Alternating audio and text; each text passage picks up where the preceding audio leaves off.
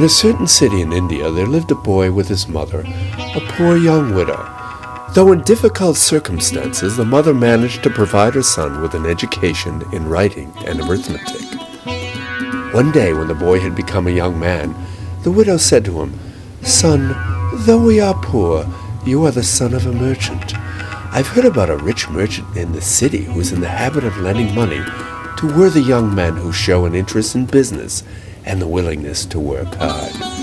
This may be your best chance to get started in earning a livelihood. Go see him, please."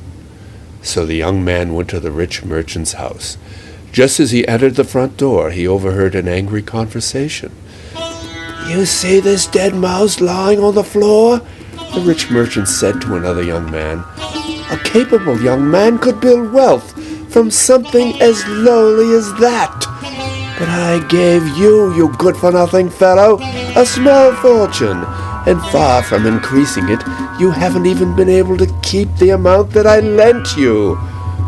When he heard this, our young man stepped into the room, picked up the dead mouse, and announced to the merchant, "Sir, I accept this dead mouse as a loan from you to me." The merchant was much astonished, even more so when the youth wrote out a receipt for the dead mouse and attached it to the merchant's ledger. Then the youth traded the dead mouse to a family who had a cat, and for the dead mouse the young man received 2 handfuls of chickpeas.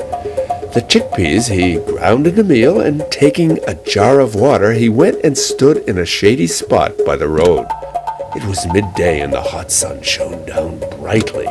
Soon a band of woodcutters passed by, and the young man politely offered them food and drink, a refreshment they gratefully accepted. In return, each of the woodcutters gave the youth 2 pieces of wood. The wood he sold, and with part of the price, he bought 4 handfuls of chickpeas this time, ground them also into meal, and in the same way he obtained more wood from the woodcutters the very next day.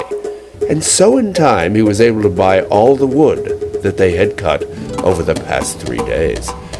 It so happened that a period of heavy rains followed, when no dry firewood could be bought anywhere, and the youth sold his stock of wood for a large sum. With these proceeds he set up a shop, began to engage in trade, and before long became wealthy by his own ability. One day the young man commissioned a golden mouse to be made, and he sent it to the rich merchant from whom he had gotten his start.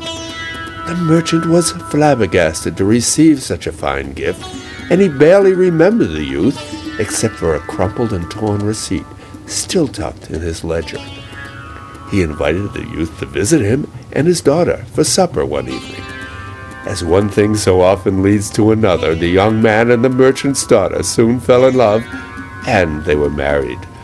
For the rest of his life, the merchant was known as Mousie the Merchant, because of the dead mouse that provided his start, and he never minded the nickname, not one bit.